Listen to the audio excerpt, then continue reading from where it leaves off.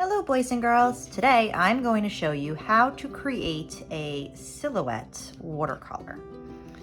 So a silhouette is a black shape. It occurs in nature when the light goes behind a subject. So if the sun is setting, many times you'll see that the objects that you're looking at appear as black shapes because the light is behind your objects.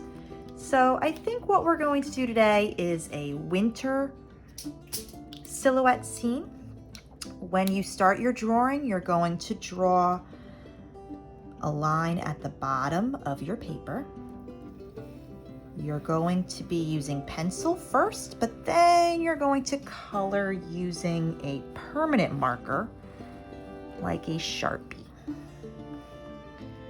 Okay, so because Sharpie is pretty strong smelling, I would recommend cutting your paper in half and doing a smaller picture for this. But I'll do it nice and large so that I have lots of room to show you different techniques. Now for this lesson, you should include some trees. And one type of tree that we see that's still green in the winter is a pine tree or an evergreen tree. And the basic shape of that tree is a triangle. So you could start by drawing a triangle. And then you can add some little triangles onto that or zigzag line at the edge to make our pine tree have some texture. And then you would color that in with your Sharpie. I'll do that later. Okay. Another type of tree that you'd see in the winter is a tree with no leaves left on it. So if I'm going to do that, I would draw two vertical lines on either side. I'm making them a little bit not so straight and a little bumpy. That will come to a point. And then from that vertical line, you can draw diagonal lines off of that. So diagonal line, this line is pointed up towards the sky, goes from the trunk of the tree upward. And if you want to make it a little more decorative, you could add some little branches that are curling a little bit at the edge. Okay. You're going to continue adding diagonal lines until you're happy with how your winter tree looks without its leaves and it's just its bare branches. So for the main part of the tree, my branches are going from the trunk to the sky, and then to add on little branches from the main tree, I'm going to go back and always draw a line from my branch up to the sky. So start at my branch, draw a diagonal line up, start at my branch, draw a diagonal line, start at my branch, diagonal line, and continue doing that until you're happy with how your tree looks.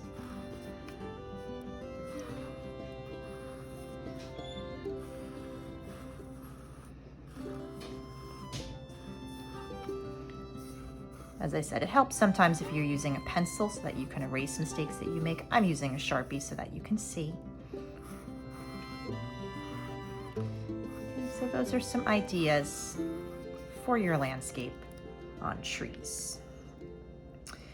You could add an animal to your winter landscape, and I'm going to draw several animals to show you how that's done. One animal I can draw is a deer. So what I would draw to draw a deer is I would draw an oval.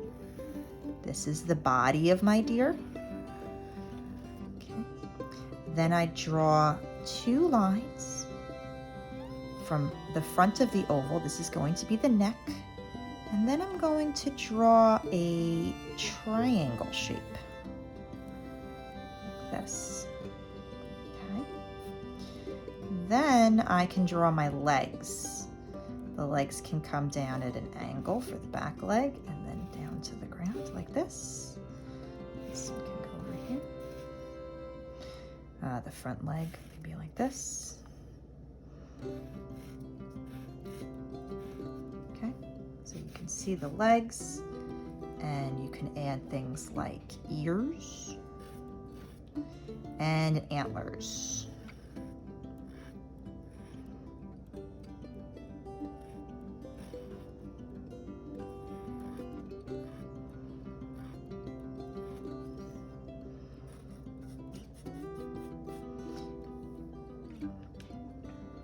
Now, you can add another little evergreen tree over here. Get a skinnier one with a zigzag line.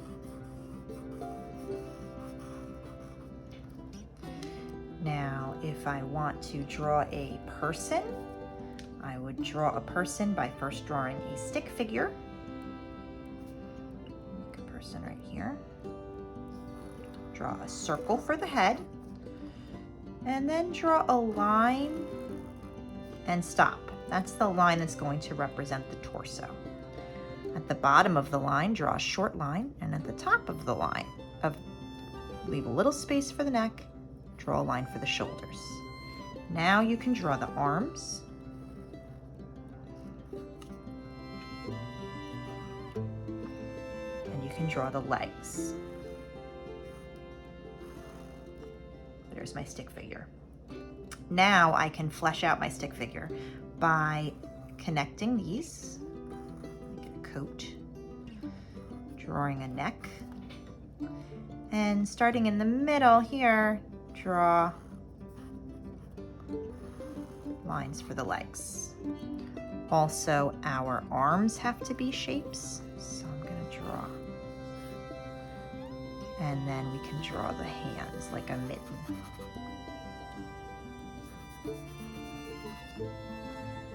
Maybe we'll put a little hat on this figure as well.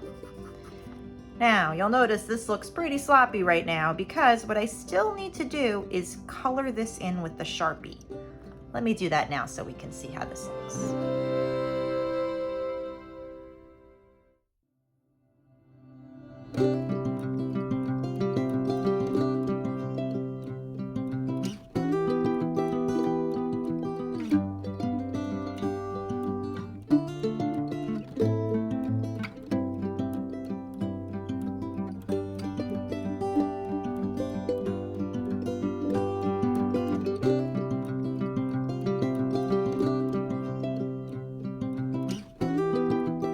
Boys and girls, I'm going to show you how to create a watercolor background on a piece of watercolor paper using magic markers and aluminum foil.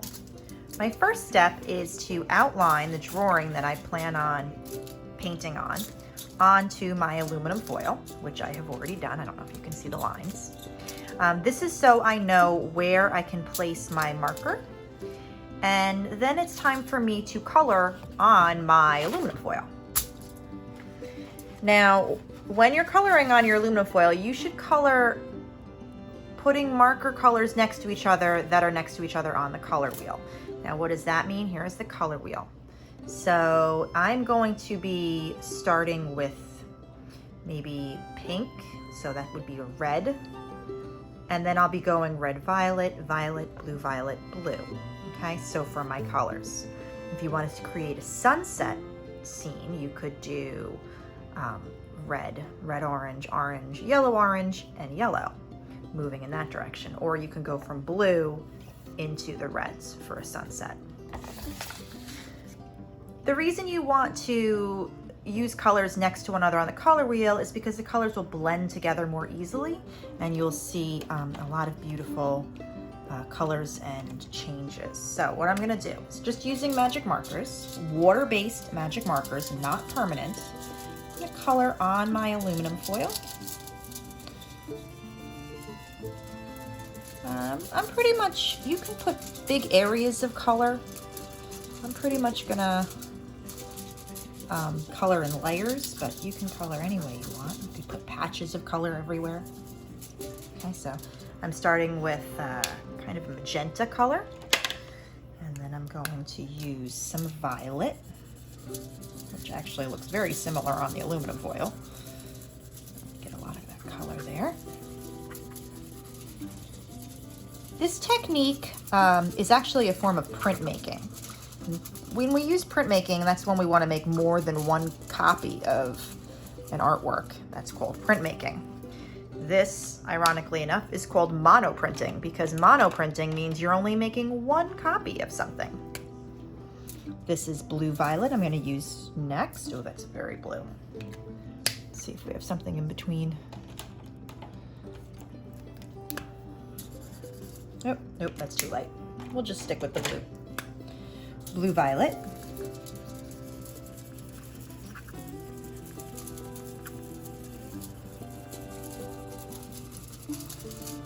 We just want to get a lot of color, a lot of pigment on the aluminum foil. Being careful not to touch it with your fingers because then you will get marker all over your hands. And then I'm gonna go with some blue. Oh, it's bright.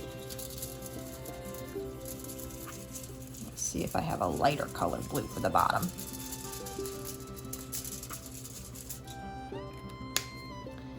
Okay, the next thing that I'm going to do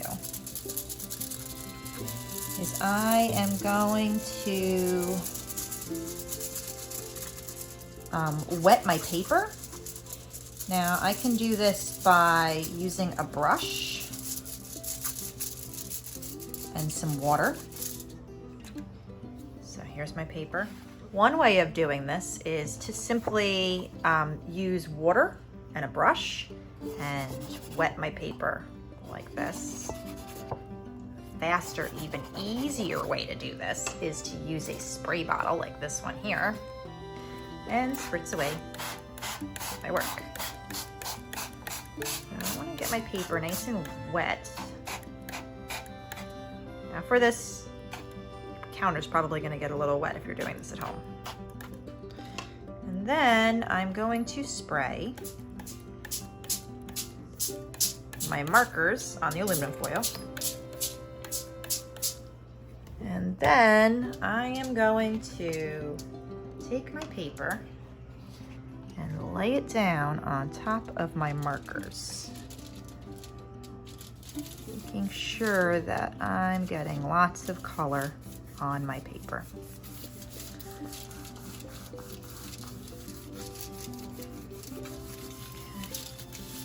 You just want to gently rub your paper, not so hard that you're tearing your paper.